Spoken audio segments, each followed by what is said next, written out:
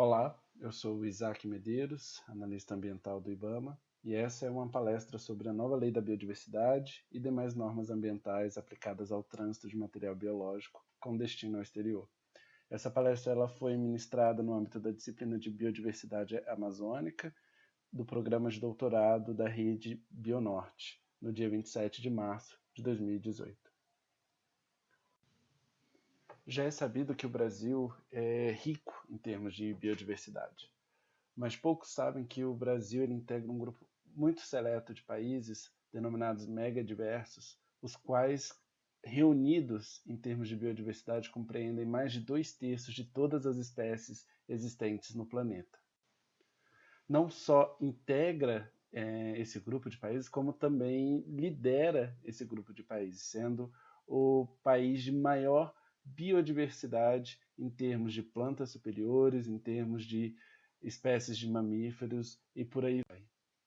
O Brasil também é rico em termos de comunidades tradicionais, comunidades que possuem relação íntima com a biodiversidade, desenvolvida ao longo de séculos, como, por exemplo, os quilombolas, os jangadeiros, os caiçaras, dentre outros.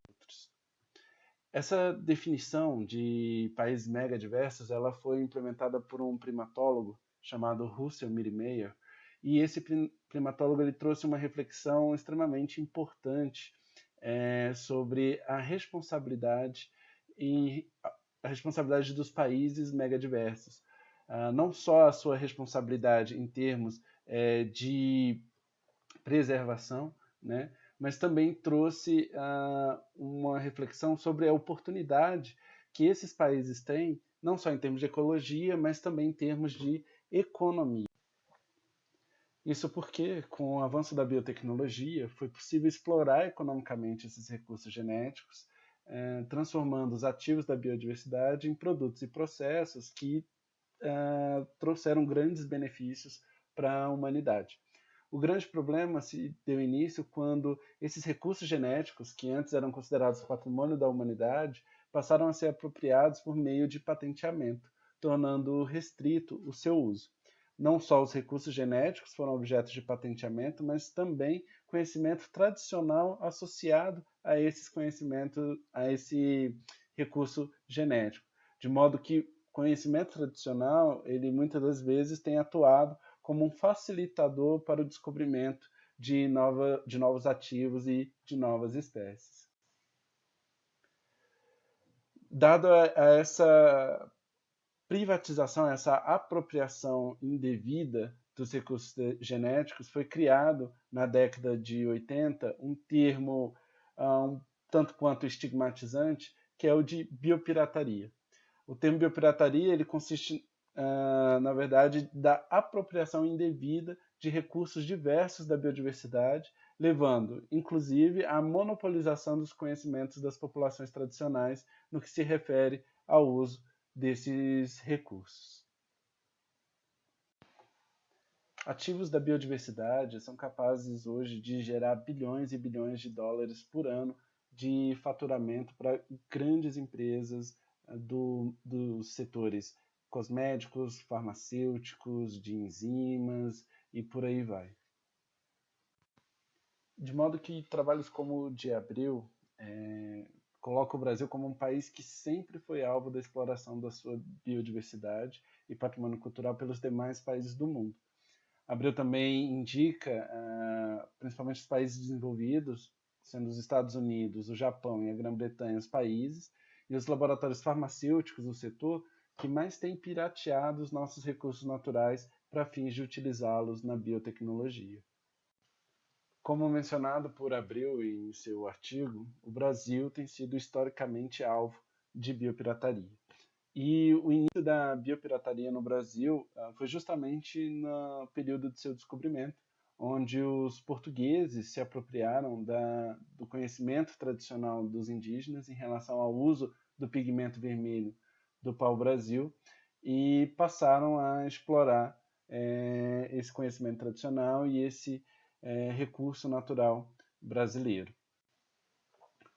Ao longo da história existem outros exemplos de biopirataria, como por exemplo o caso de Henry Wickham, que foi um botânico inglês, que levou do Brasil a seringueira e plantou essa seringueira em outro país e passou a utilizar as suas propriedades fora do Brasil.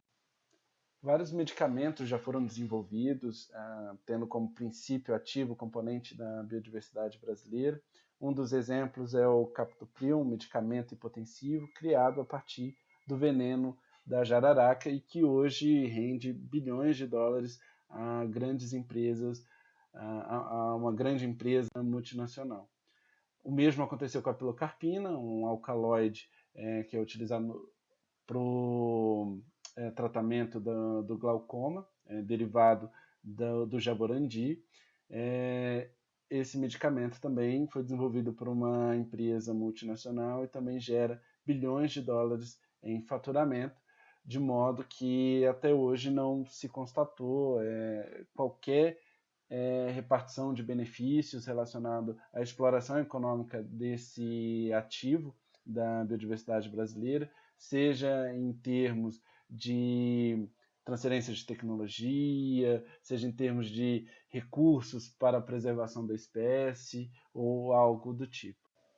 O caso do jaborandi ele é particularmente interessante, uma vez que bem no início da sua exploração era possível perceber um certo benefício em relação ao seu uso para as comunidades locais, uma vez que se tinha uma alta taxa de extrativismo, né, de uso do jaborandi.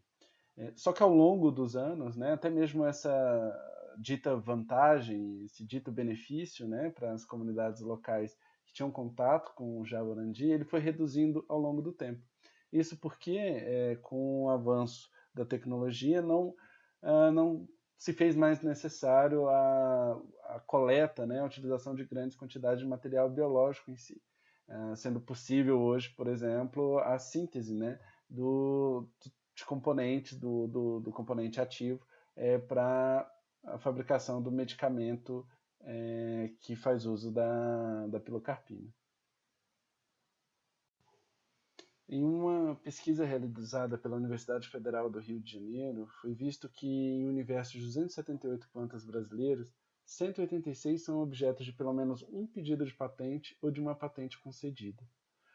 A utilizar essas plantas e relacionada a essas plantas, foram encontrados 738 pedidos de patentes ou patentes concedidas, de modo que o principal uso indicado nesses pedidos de patente foi o uso terapêutico.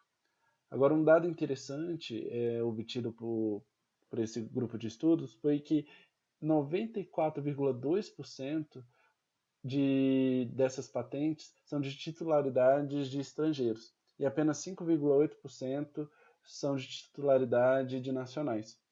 Naturalmente que isso pode representar um reflexo em termos de investimento, estruturação da pesquisa básica relacionado à biodiversidade, mas isso também representa uma informação de o quanto os nossos recursos genéticos têm sido objeto de uso e de exploração no exterior. Um dos exemplos dessa situação pode ser citado o caso da unha de gato, que já foi objeto de vários pedidos de patente ao longo do mundo. Entretanto, o pedido de patente originado de nacional foi realizado apenas uma em 30, de modo que as demais foram todas solicitadas por pessoas ou por instituições sediadas fora do Brasil. A mesma situação ela pode ser vista para o caso do jaborandi, que dentre as 34 pedidos de patente realizados, apenas 3 foram originadas do Brasil, o restante todas solicitadas por instituições sediadas fora do país. Existem vários outros casos de espécies brasileiras que são utilizadas no mercado internacional pelo seu princípio ativo, pelas suas propriedades e características. Posso citar aqui o exemplo da Andiroba, da Copaíba, posso citar ainda o exemplo do curare, exemplo também de várias espécies de sapo que são encontrados no Brasil e que secretam toxinas que têm propriedades analgésicas extremamente potentes e que têm grande potencial e já são utilizadas em alguns medicamentos ao longo do mundo. Tem o caso também do uso do pau-rosa, que já há bastante tempo tem o seu óleo empregado na fabricação de perfume de grande distribuição mundial. E também casos mais recentes, né, em termos de pesquisa, como o caso do bibiri.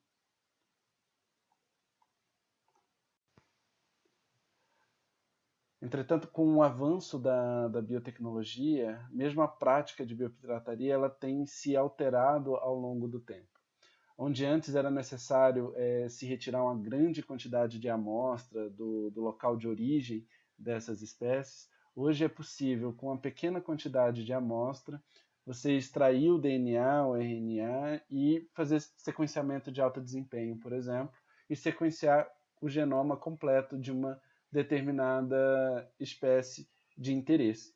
Uma vez sequenciado esse genoma, ele pode ser inserido numa base de dados e a partir daí o mundo inteiro pode passar a utilizar essas informações para compor produtos ou para desenvolver processos de utilidade e que vão gerar faturamento para grandes empresas. Lembrando que o desenvolvimento desses produtos ele deve sim ser estimulado, favorecido, uma vez que esses produtos eles trazem soluções para a nossa vida, né? Traz soluções para a humanidade.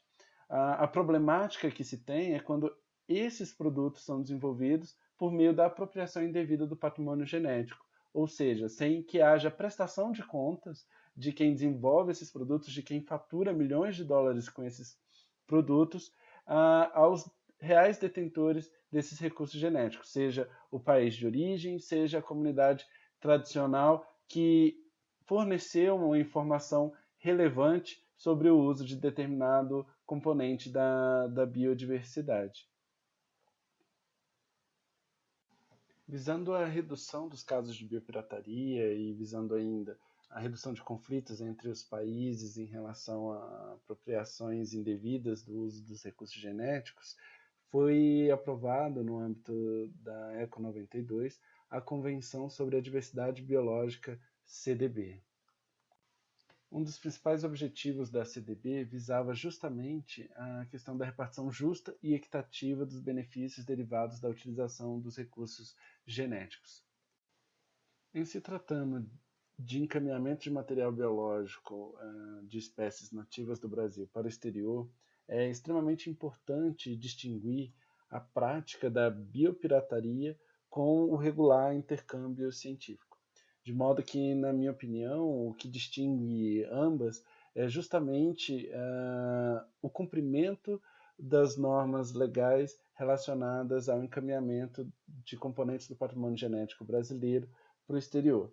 De modo que, quando eu tenho o atendimento, o cumprimento desses ditames legais, eu tenho uma atividade regular, autorizada pela legislação e pelos órgãos competentes.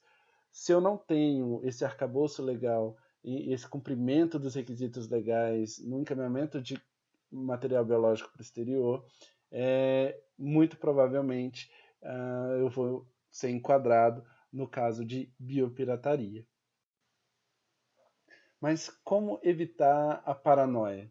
Paranoia no sentido de que todo material que sai do Brasil está sendo encaminhado para ser explorado economicamente no exterior, por uma instituição lá fora que não vai fazer repartição de benefícios e por aí vai. A Marinilda Carvalho, que foi a autora desse artigo em 2006, na Fiocruz, ela trouxe algumas dicas importantes para a gente. A principal dela é que as instituições e empresas envolvidas elas devem se adaptar às exigências legais, de modo que também haja uma uniformização de procedimentos e treinamento dos profissionais que operam a norma.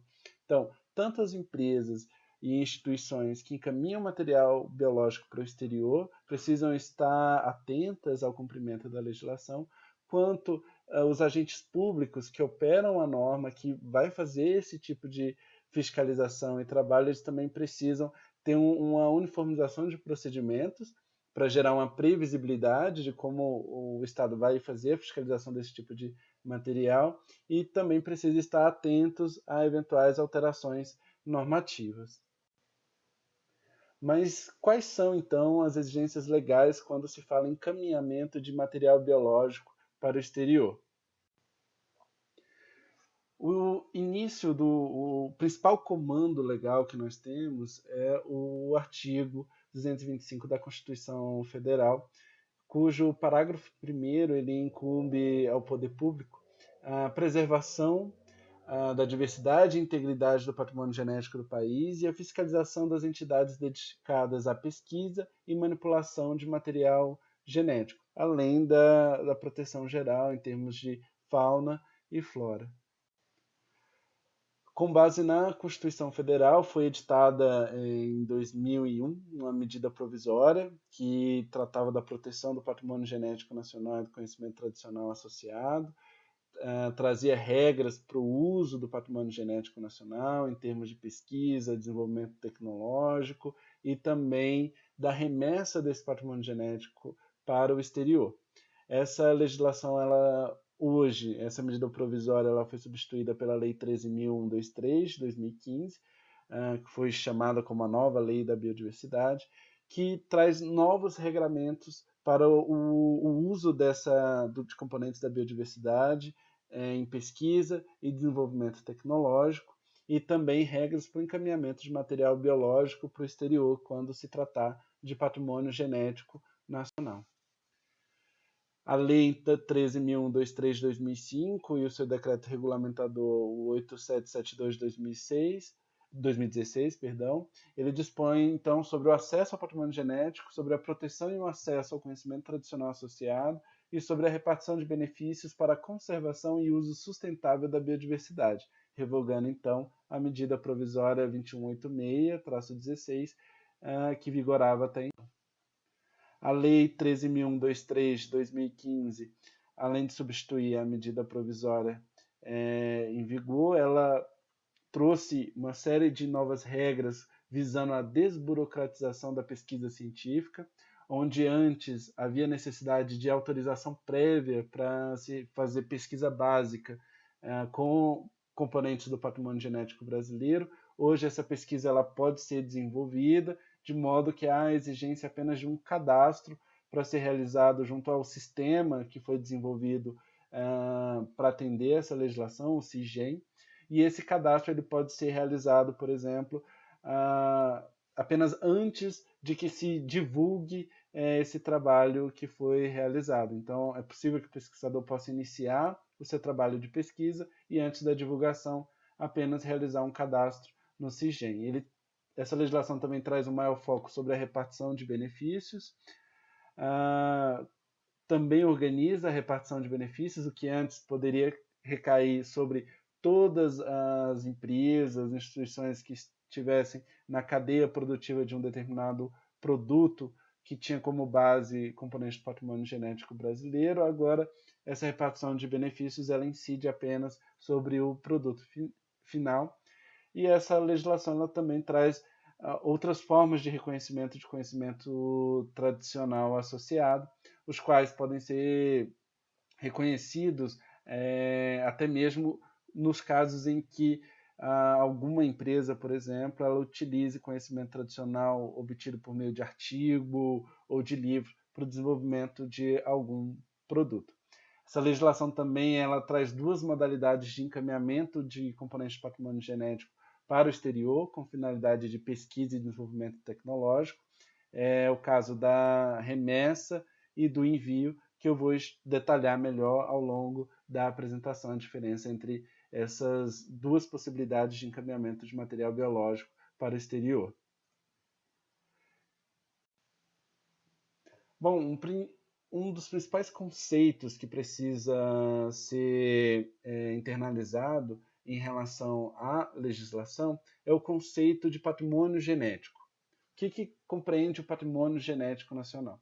De acordo com o artigo 2º da Lei 13.123 de 2015, em seu inciso 1, ele define patrimônio genético como informação de origem genética de espécies vegetais, animais, microbianas ou espécies de outra natureza, incluindo substâncias oriundas do metabolismo desses seres vivos.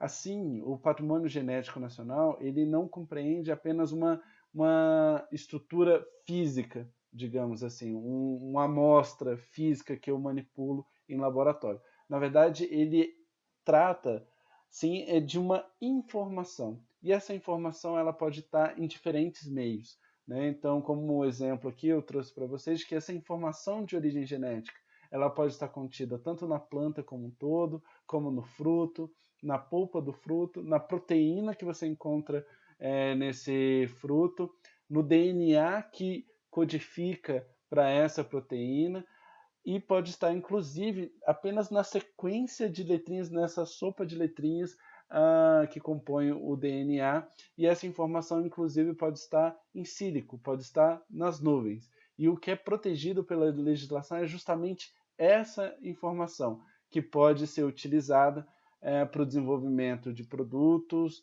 e processos ao redor do mundo.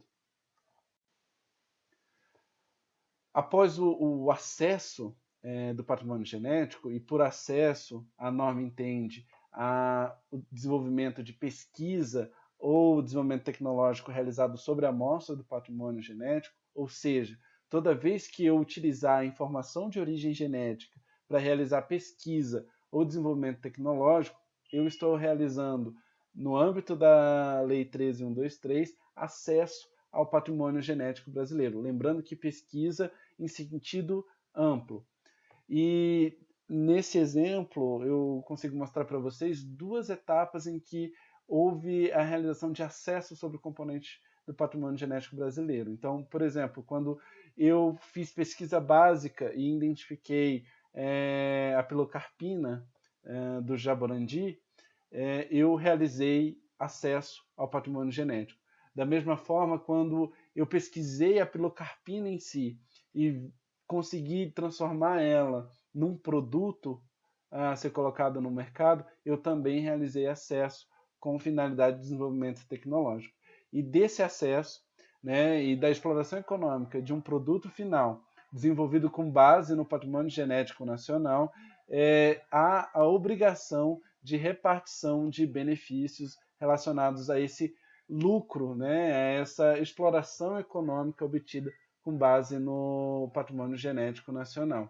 Essa repartição de benefícios não necessariamente é financeira, a norma prevê, além da possibilidade de aplicação de recursos num fundo nacional relacionado ao patrimônio genético que foi criado pela nova legislação, como também a realização de projetos e atividades relacionadas à conservação da biodiversidade. De igual modo, a legislação ela traz uma definição sobre conhecimento tradicional associado, que é a informação ou prática de população indígena, comunidade tradicional ou agricultor tradicional sobre as propriedades ou usos diretos ou indiretos associados ao patrimônio genético. Dessa forma, dentre o rol de vários itens que compõem o conhecimento tradicional, é protegido pela legislação, pela Lei 13.123, aquele conhecimento que está associado a algum elemento da biodiversidade brasileira. E assim, o conhecimento tradicional associado ele também pode ser objeto de acesso, de modo que esse acesso é definido como a realização de pesquisa ou desenvolvimento tecnológico realizado sobre o conhecimento tradicional associado ao patrimônio genético, que possibilite ou facilite o acesso ao patrimônio genético, ainda que obtido por fontes secundárias, tais como feiras, publicações, inventários, filmes, artigos científicos, cadastros e outras formas de sistematização e registro de conhecimentos tradicionais associados. Como eu disse antes, a norma ela trouxe novas regras, né, e novas modalidades para o encaminhamento de material biológico ao exterior. Ela basicamente trouxe a possibilidade de se remeter material para o exterior ou de enviar material biológico para o exterior. No caso da remessa, a norma define a remessa como a transferência de amostra de patrimônio genético para a instituição localizada fora do país, com a finalidade de acesso, ou seja, para a realização de pesquisa e desenvolvimento tecnológico, na qual a responsabilidade sobre a amostra é transferida para a destinatária. Assim, por essa modalidade, esse material é encaminhado para fora e toda a responsabilidade sobre o uso dele e o que será feito dele vai ser da instituição que está lá fora. Nesse caso, é exigido que a instituição nacional, a pessoa no Brasil que esteja encaminhando material nessa modalidade, apresente um comprovante de cadastro de remessa emitido pelo CIGEM, que é o Sistema de Gestão do Patrimônio Genético, gerido pelo Ministério do Meio Ambiente, e apresente também um termo de transferência de material, que é o TTM. E é justamente esse TTM, assinado por ambas as partes, que permite a responsabilização da instituição lá fora em relação ao mau uso do patrimônio genético. Nesse TTM, que já existe um modelo disponível em norma do CEGEM, que é o Conselho de Gestão do Patrimônio Genético, nesse termo de transferência existe todo o regramento em relação ao que pode ou não ser feito com esse material pela instituição sediada no exterior, né? Então, por exemplo, no caso de encaminhamento de remessa do patrimônio genético por uma coleção sediada no exterior, eu encaminho esse material, então, fazendo um cadastro no CIGEM e assinando um termo de transferência de material com a instituição sediada lá fora, dizendo que ela não pode, se por um acaso ela for desenvolver pesquisa ou desenvolvimento tecnológico com esse componente do patrimônio genético brasileiro, ela vai atender à legislação nacional em relação à eventual exploração econômica de produtos ou processos desenvolvidos a partir do uso do componente do patrimônio genético brasileiro. Outra modalidade de encaminhamento de componente do patrimônio genético brasileiro para o exterior é o envio. A diferença básica nesse caso é que, nos casos de envio, não há transferência de responsabilidade sobre a amostra para a instituição sediada lá fora, ou seja, a responsabilidade permanece com a instituição no Brasil. Esse é geralmente o caso quando há necessidade de se encaminhar a amostra para o exterior para a realização de um teste, de uma análise, ou para o desenvolvimento de uma pesquisa realizada em conjunto com a instituição nacional. É o caso, por exemplo, de pesquisadores que vão para o exterior em doutorado sanduíche ou em uma pós-graduação, em que essa pesquisa será utilizada pela instituição nacional e há uma parceria entre as instituições. Nesse caso, existem algumas regras específicas em relação a esse material que está sendo encaminhado. Por exemplo, esse material ele tem que ou retornar para o Brasil ou ser destruído no destino, e a instituição lá fora não pode utilizar esse material com finalidade de pesquisa ou desenvolvimento tecnológico sem estar associada com a instituição nacional. Para o encaminhamento de amostras para o exterior nessa modalidade de envio, é exigido, então, pela lei, pelo decreto 8772, em seu artigo 24, que junto com a amostra seja encaminhado um instrumento jurídico firmado entre a instituição nacional, responsável pelo acesso, e a instituição parceira ou contratada, nos exatos termos do parágrafo 6º do artigo 24 do decreto 8772, que traz a descrição dessas obrigações que deve ser aceita pela instituição lá fora. E esse instrumento jurídico, que ainda não há um modelo definido, só há esse regramento em relação a quais são os quesitos que ele deve conter no artigo 24. Ele é firmado, então, entre as instituições. Não há necessidade para o envio de cadastro prévio no CIGEM. Esse cadastro pode ser feito posteriormente, desde que seja feito antes da divulgação dos resultados obtidos com a pesquisa, por qualquer meio, seja por congresso, seja por publicação de artigo. Então, antes de se dar a publicidade aos dados obtidos com a pesquisa, tem que ser feito o cadastro no CIGEM. Então, basicamente é esse o documento que é requerido junto com a amostra para o encaminhamento dela para o exterior nessa modalidade de envio. Um caso excepcional é quando se tratar de algum material relacionado à variedade tradicional local ou crioula, né, ou raça localmente adaptada ou crioula, no qual há necessidade de apresentação do consentimento prévio informado da comunidade no qual esse material é originário. É importante destacar aqui apenas que na modalidade de envio existe uma exceção em relação à exigência de apresentação de instrumento jurídico junto com a amostra a ser encaminhada, que é justamente nos casos em que eu encaminho a amostra para sequenciamento genético.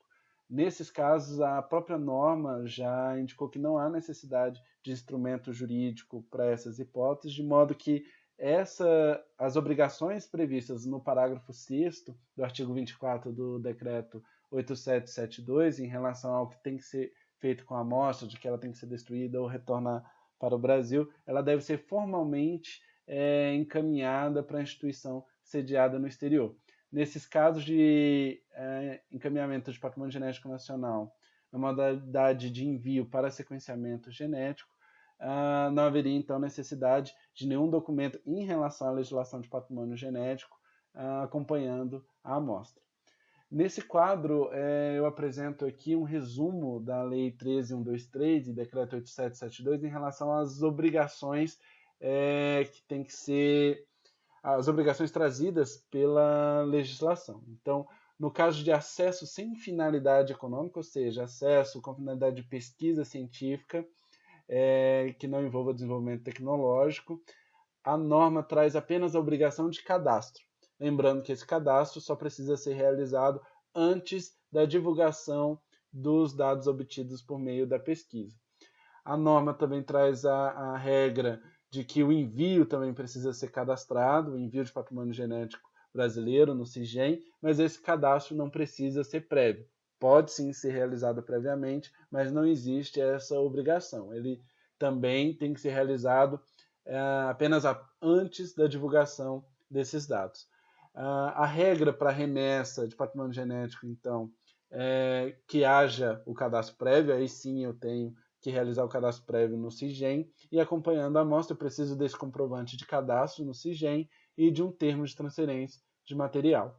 Agora, no caso de acesso com finalidade econômica, há necessidade de ser realizado o cadastro, a notificação de produto acabado, ou seja, se eu desenvolvi um produto e o produto está pronto para ir no mercado, eu preciso notificar a existência desse produto e preciso efetuar a repartição de benefícios caso esse produto ele se adeque, né, às características estabelecidas pela norma para a repartição de benefícios, ou seja, é um produto final, acabado, e esse produto contém componentes do patrimônio genético brasileiro, sendo ele o principal elemento de agregador de valor a esse produto, trazendo então à legislação diversas regras sobre a repartição de benefícios. A norma também trouxe algumas regras de transição e a possibilidade de adequação e regularização daquelas atividades realizadas de acordo.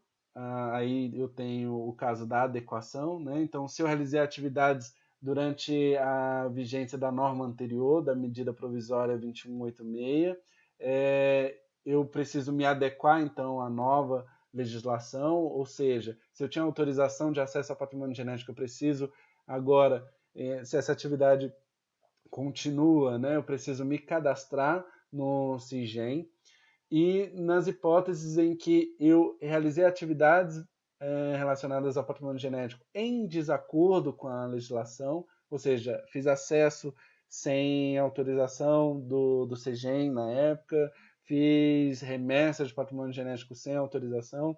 A norma traz a possibilidade de regularização por um prazo estabelecido, ou seja, pelo prazo de 1 ano a partir da data de disponibilização do CIGEM, sem que haja qualquer autuação ou penalização para essas instituições ou pessoas que cometeram essas infrações na vigência da norma anterior. É importante destacar que esse prazo já está em andamento, ele se iniciou no dia 6 de novembro de 2017 e terminará no dia 6 de novembro de 2018. A partir dessa data, 6 de novembro de 2018, aqueles que não se regularizaram ou que não se adequaram, eles estarão passíveis de sofrer sanções estabelecidas na norma relacionadas ao patrimônio genético, né? A utilização indevida ou outras infrações que estão estabelecidas no decreto 8772. Bom, quem é responsável, né, pela gestão do assunto, por tratar o assunto, fazer a gestão, né, do assunto é o CEGEM, que é o Conselho de Gestão do Patrimônio Genético, estabelecido pela legislação. Ele é um conselho deliberativo, normativo, consultivo e também uma instância recursal para eventuais atos ou lavraturas de autos de infração lavrados pelos órgãos de fiscalização. Além da legislação de proteção do patrimônio genético, existem outras normas ambientais que podem ser aplicadas ao encaminhamento de material biológico exterior. É o caso, por exemplo, de produtos e subprodutos da fauna, que existe uma portaria específica que trata sobre o assunto, que é a portaria IBAMA 93 de 98. Tem o decreto 3.607 de 2000 que internaliza a lista CITES, de espécies ameaçadas de extinção ou de espécies superexploradas.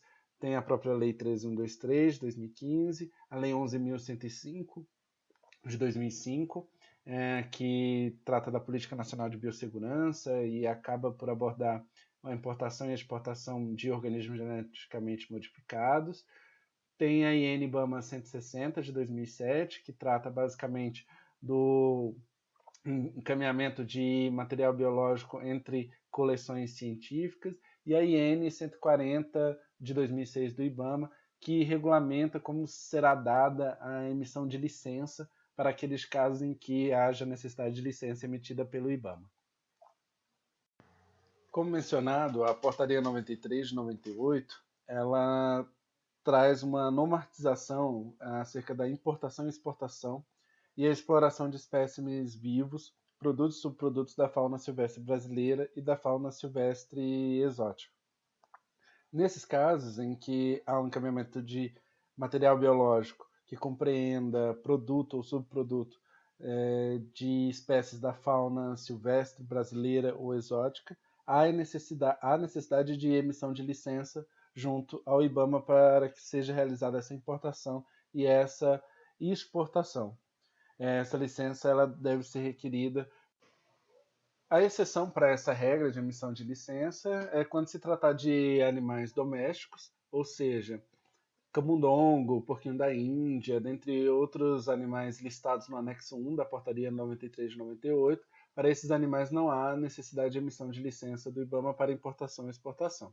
A mesma coisa acontece quando se tratar de peixes e invertebrados aquáticos, que não estejam listados nos apêndices da CITES, que traz a lista de animais de espécies ameaçadas de extinção ou para qual há algum grau de proteção em relação à superexploração dessas espécies.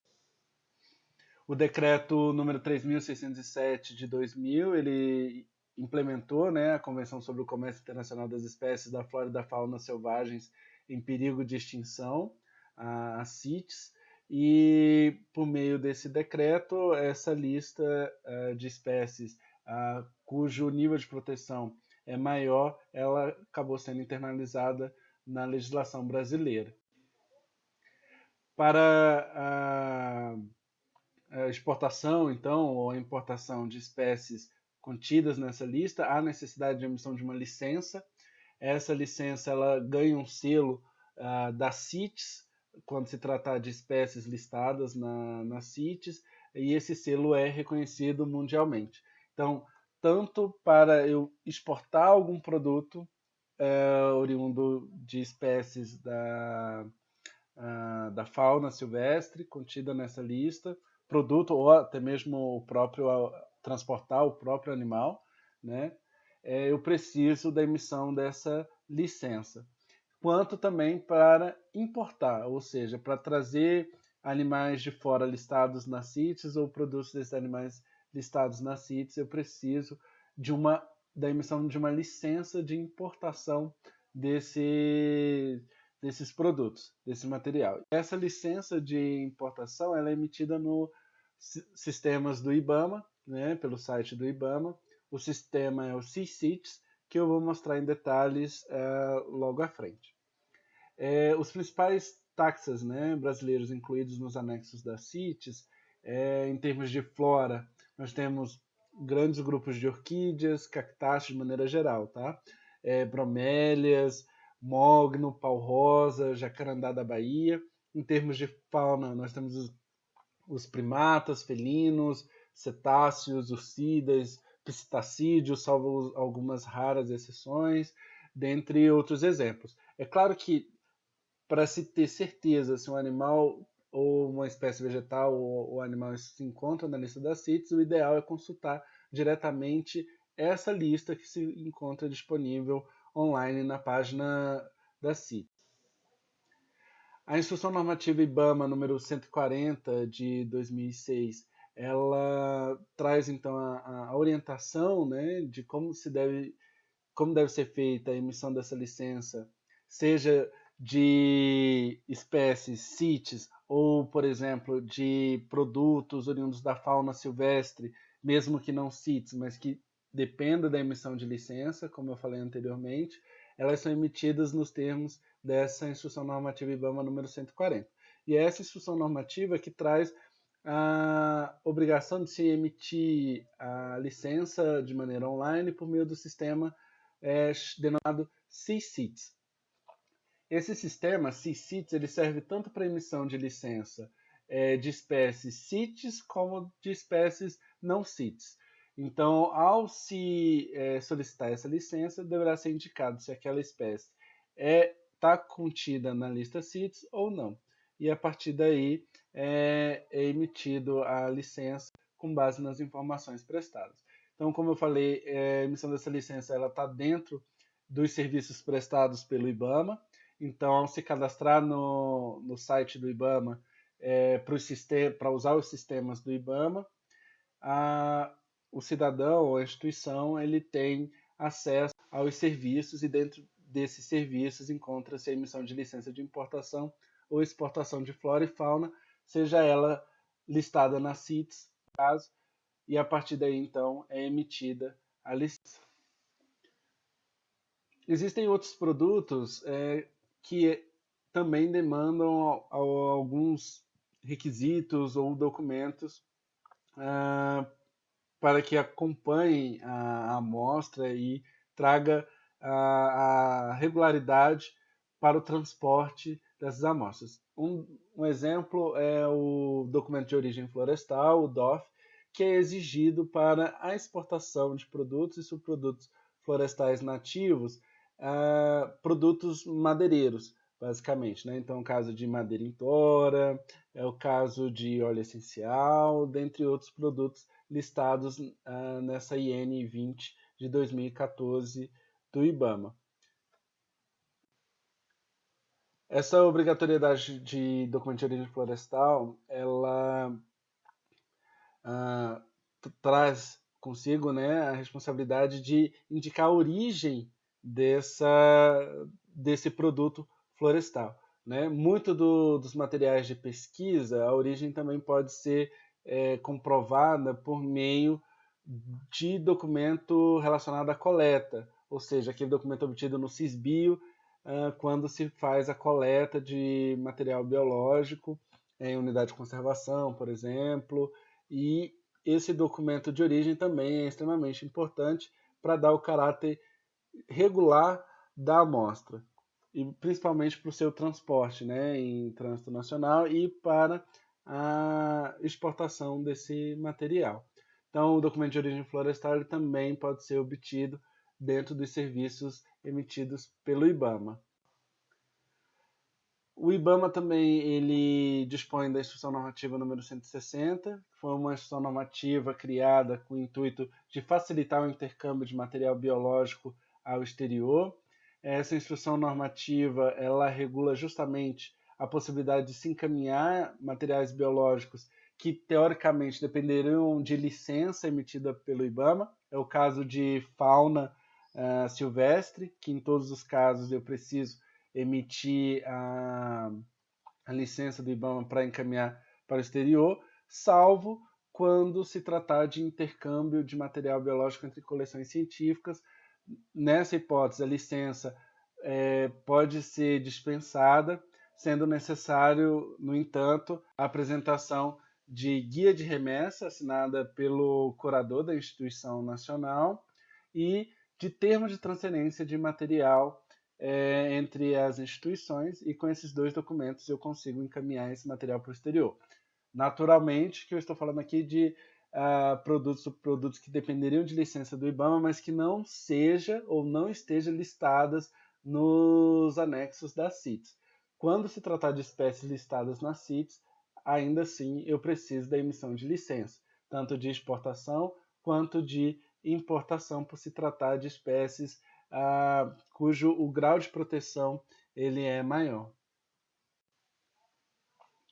A Lei 11.105 também traz obrigações relacionadas à importação e exportação de organismos geneticamente modificados, de modo que a Lei 11.105 e o Decreto 5591 de 2005, ele traz que há necessidade de obtenção de autorização da CTN-Bio, que é a Comissão Técnica Nacional de Biossegurança, para que seja feita essa importação e exportação de OGM, salvo quando se tratar de um OGM tido como de classe de risco 1 e a finalidade for de pesquisa em regime de contenção.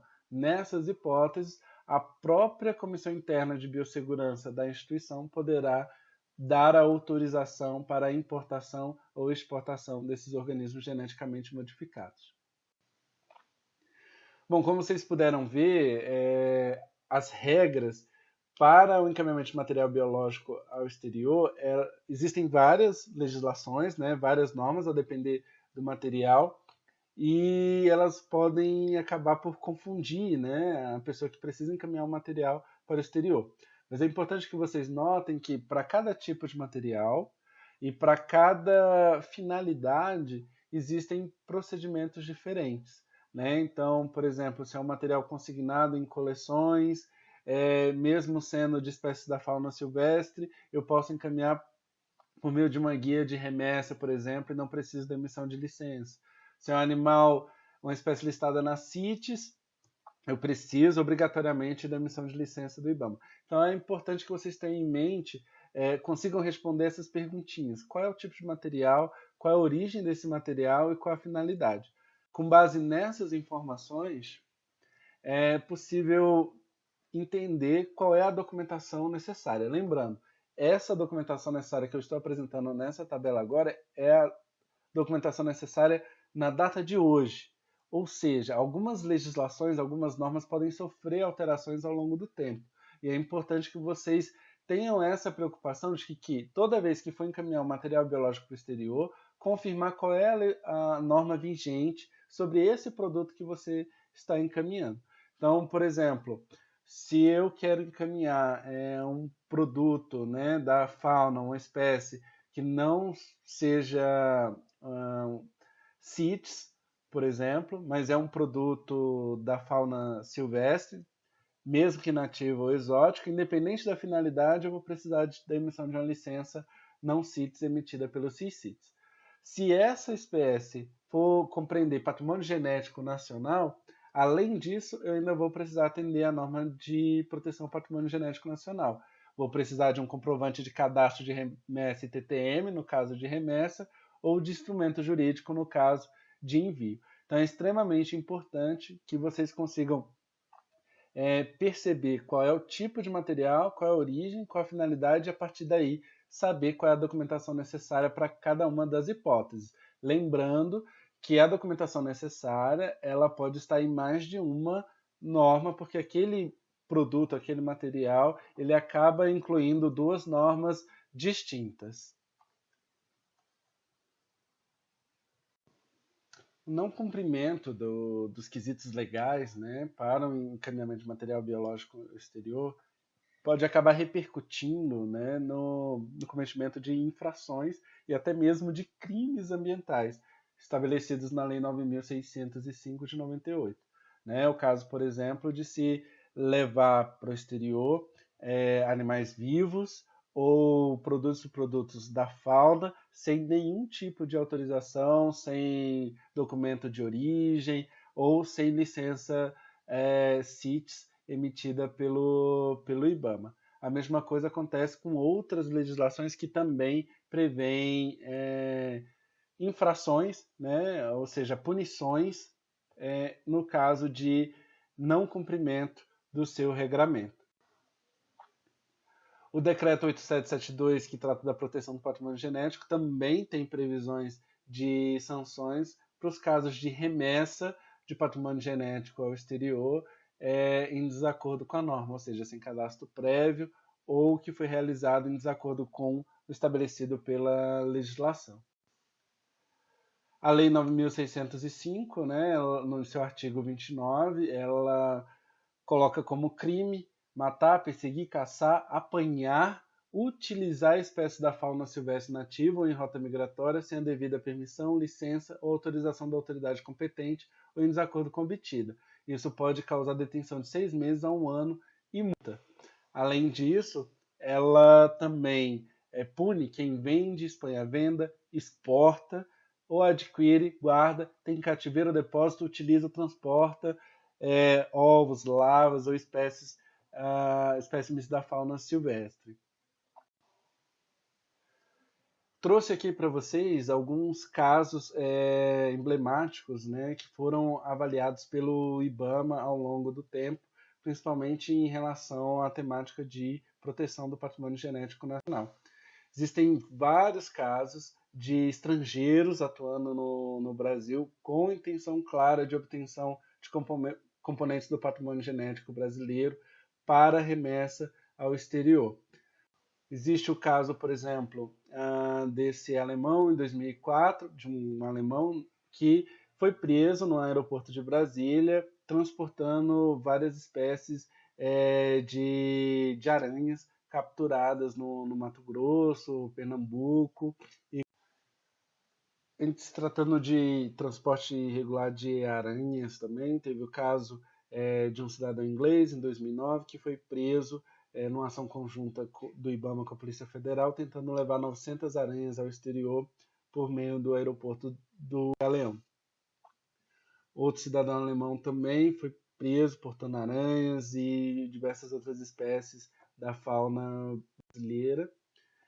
Teve um grupo de sul-coreanos que também foram abordados e questionados acerca de um trabalho realizado junto com comunidades indígenas no norte do Brasil. E nesse trabalho que eles estavam realizando, eles estavam buscando justamente o uso, né, de espécies nativas brasileiras com aplicação terapêutica ou que pudesse ser utilizados na medicina. Então esse grupo atuava no Brasil sem autorização da FUNAI, sem qualquer autorização para acesso a conhecimento tradicional brasileiro.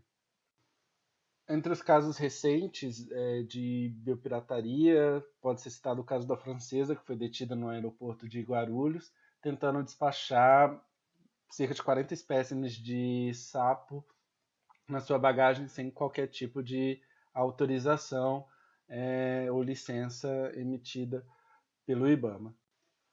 Um outro caso recente ocorreu em 2017, foi um russo que saiu do Brasil com várias espécies da fauna brasileira, de cobras, aranhas, sapos. Infelizmente, esse caso a gente não conseguiu pegar na saída do Brasil e ele foi detido na Holanda, transportando irregularmente esses animais.